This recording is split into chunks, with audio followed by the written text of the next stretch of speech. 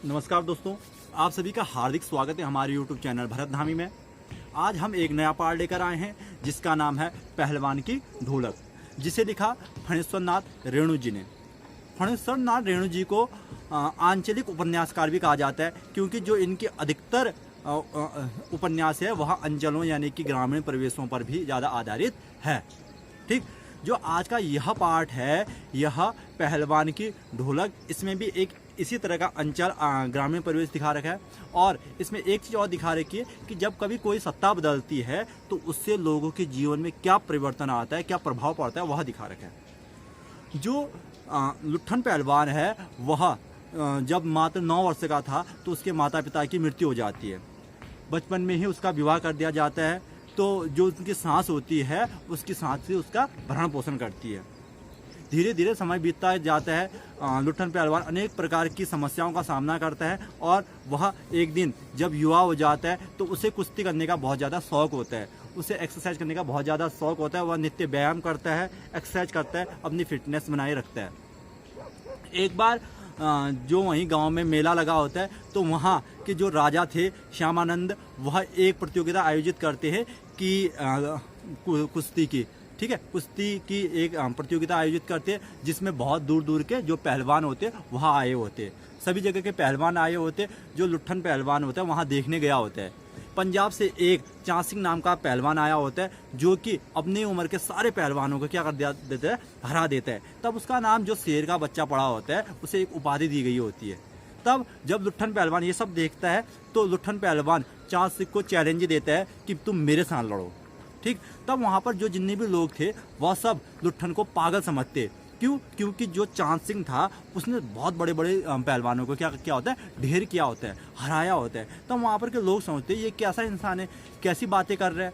ठीक, तो यहाँ पर यह चांद सिंह को चैलेंज दे देता है। ठीक है, तब राजा जो श्यामानंद थे वह भी ठीक है कहता है और उन दोनों को लड़ने की क्या देता है, अनुमति दे देता है। जैसे जैसे उन दोनों के बीच कुश्ती होती रहती है, जो चांद सिंह था उसका जो गुरु था वह उसे बार बार क्या करता है, निर्देश देता रहता है, तुम ऐसे लड़ो ऐसे लड़ो। लेकिन जो लुट्ठन पहलवान था उसका कोई भी गुरु नहीं था। तो जैसे जैसे ढोल की आवाज़ बजती रहती है लुट्ठन पहलवान उन्हीं आवाज़ से अपने दांव पे चलता था। जब भी लुट्ठन पहलवान कुश्ती के मैदान पे जाता था तो वह उस आवाज़ को ही अपना, जो ढोल था उसको ही अपना गुरु मानता था, उसके आवाज़ पे ही अपने दांव पे चलता था। ठीक, तो अंत में जो लुट्ठन पहलवान उस चीज़ को जीत जाता है। जो ढोल की आवाज़ थी, जो कुश्ती थी उसको जीत जाता है। ढोल की आवाज़ जो थी धिन धा धिनक धा इस टाइप की आवाज़ आती है, तो उससे वह अपना सुर समझता है और उसी से अपने दांव पे चलता है। जो राजा था, राजा उसे अपना दरबारी पहलवान बना लेता है और जितनी भी कुश्तियाँ वहाँ लड़ता है राजा की ओर से लड़ता है। जो लुट्ठन पहलवान था उसका घर बार अब अच्छी तरह चलने लगा, पैसा आने लगा, राजमहल में वह रहने लगा।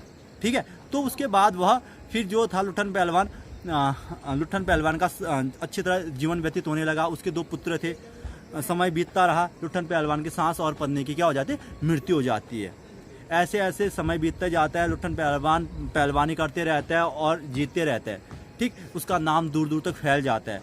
तो लुट्ठन पहलवान के जीवन में एक परिवर्तन आता है कि जो राजा था श्यामानंद उसकी क्या हो जाती है, मृत्यु हो जाती है।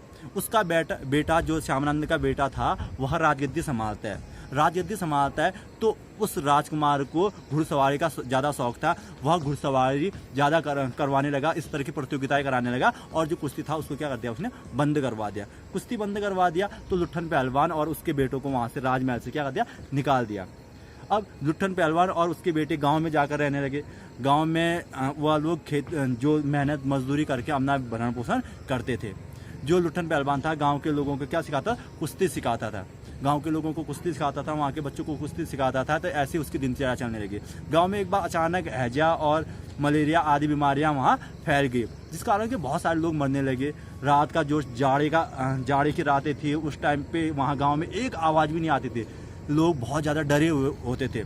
लेकिन जो लुट्ठन पहलवान था वह नित्य अपनी क्या बजाता रहता था, ढोल बजाते रहता था। अपना ढोल बजाते रहता था तो ढोल बजाने के कारण लोगों में एक साहस उत्पन्न होता था। ठीक, उसको एक अंदर से एक उजाला दिखाई देता था। हाँ, यह कभी दूर होगा। जो ये परेशानी आज हमारे साथ, यह कभी ना कभी दूर जरूर होगी। ऐसे ऐसे जो वहाँ गांव में 2-3 लोग, दिन के 2-3 लोग मरने लगे। एक दिन जो लुट्ठन पहलवान ढोल बजा रहा था, उसके बच्चों की भी क्या हो जाती है, दोनों बेटों की क्या हो जाती है, मृत्यु हो जाती है। उसके दोनों बेटे भी मर जाते हैं। जो लुट्ठन पहलवान था अपने दोनों बेटों को लेता है नदी में, उनको प्रवाहित कर देता है। ठीक, उसको उस चीज़ का ज़्यादा शौक नहीं होता है। जो लुट्ठन पहलवान था वह फिर से अगले दिन से क्या करना शुरू कर देता है, रात को उस कड़ाके की ठंड में भी ढोल बजाना शुरू कर देता है। वह सोचता था कि मेरे ढोल के कारण लोगों में कहीं ना कहीं उत्साह आता होगा, वह जीने की चाह रखते होंगे।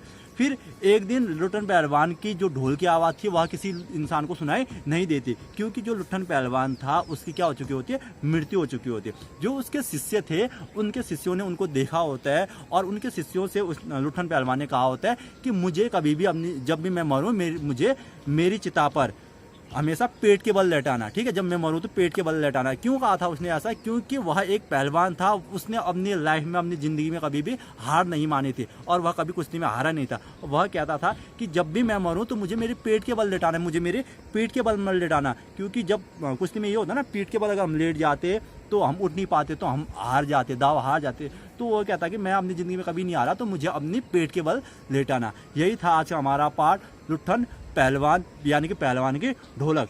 इस पाठ में हमें यही सीख मिली कि जब किसी इंसान की सत्ता बदलती है, यानी कि कोई शासन की सत्ता बदलती है, तो लोगों के जीवन में परिवर्तन आता है।